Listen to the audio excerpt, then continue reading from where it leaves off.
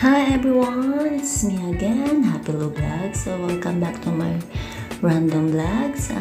More power and keep safe everyone. So God bless. It's me again, Happy Lou Vlogs. Hello guys, so medyo special ang ating araw ngayon dahil my birthday. So halos kakadating ko lang din nilang araw dito sa Qatar. So birthday ng isa naming kasamang Pilipina. So for her birthday, syempre bigyan natin siya ng special day. So dahil marami tayong sangkap at kompleto, syempre gastos na yan. And then magluto tayo ng beef spaghetti. So corned beef lang yung ginamit ko at yung beef sausage. So ayan, prito ko lang muna yung ating sausage para medyo hindi siya malansa dun sa ating spaghetti. So i-fry lang siya, wag naman paka-fried, yung sakto lang bang naluto.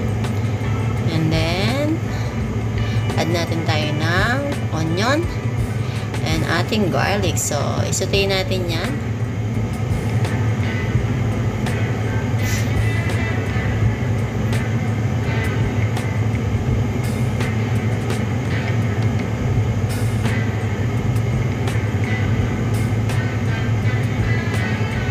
Siyempre, nasaute na natin ng maayos. Hayaan pa rin natin. Halo-haloin natin. Hanggang sa mag-abot yung ating sausage at yung ating bawang and sibuyas. So, add tayo ng mushroom. So, yung mushroom is madali lang maluto. And then, halo. Halo-halo lang. So, guys, di ba masarap yung ating Filipino food ba? Filipino style spaghetti. So, ayan yung ating corned beef. So, add ako ng konting tubig at hayaan ko siyang maluto dyan para ang kanilang lasa. Mag-incorporate doon sa ating hotdog at yung ating corned beef. So, ayun. After a while, lagyan ako ng ketchup. Tomato paste, mag-a-add ako niyan, tomato sauce. So, tansya-tansya na lang guys, wala tayong sukat-sukat, alam niyo na ang tayo mga Pinoy, siyempre makukuha na yan sa lasa. Siyempre titikman natin bago natin i-serve naman. So, especially mga bata gustong-gusto ang ating sweet na spaghetti Filipino style. So naglagay din ako ng seasoning ating dyan. So lusawin natin, hindi ko na nilusaw sa ating bowl. So kung gusto niyo lusawin nyo. And then konting asin and sugar, mag-add din tayo. And soy sauce, nag-add din pala ako, nakalimutan ko siya kanina. And betchin, konting betchin lang. Paminta, gusto ko maraming paminta sa ating spaghetti. So, ayun. So, kung gusto niyo ng mas sweet na spaghetti, dagdagan niya. Pero ako sakto lang ba sa sweet, yan, sugar.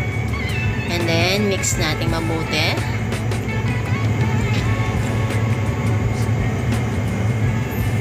So, hayaan lang natin uling kumulo. Low fire lang natin dahil luto na rin yung ating sausage. Nag-add din ako ng cooking cream and lagyan natin na ng cheddar cheese. Meron tayong cheddar cheese na available para cheesy and mozzarella cheese. So, choice nyo guys kung ano yung gusto nyo ilagay na cheese. Okay lang din naman na wala dahil usually naglalagay tayo on top ng spaghetti pag isi-serve natin ang ating spaghetti. So, para diretso kain na. So, minix ko na lahat. Dahil nasa work kami. So, ayan. Halos luto na rin yung ating noodles. So, hinugasan ko lang siya sa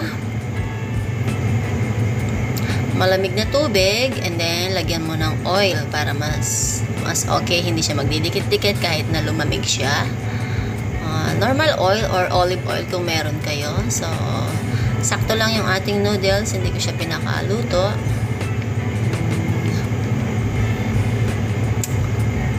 So, ayan. Lagay na natin yung ating sauce. I-mix na natin. Siyempre, bibigyan daw niya ang mga maneho. And, siyempre may bisita dito yung anak ng aming amo na nagpupunta dito. Madalas sila dito dahil ang kanilang sponsor din is anak ng aming amo. So, yan, ready to eat na. So, happy birthday to you, my dear Joy. So, yan ang simpleng ambag ko sa iyong simpleng kaarawan. So, God bless and more power to you and to everyone also. And thank you so much for watching. So, yan guys, luto na ang ating sweet Filipino style spaghetti beef sausage and beef corn beef. So yun lang guys. I know natakam ko kayo. So maraming salamat. Bye bye.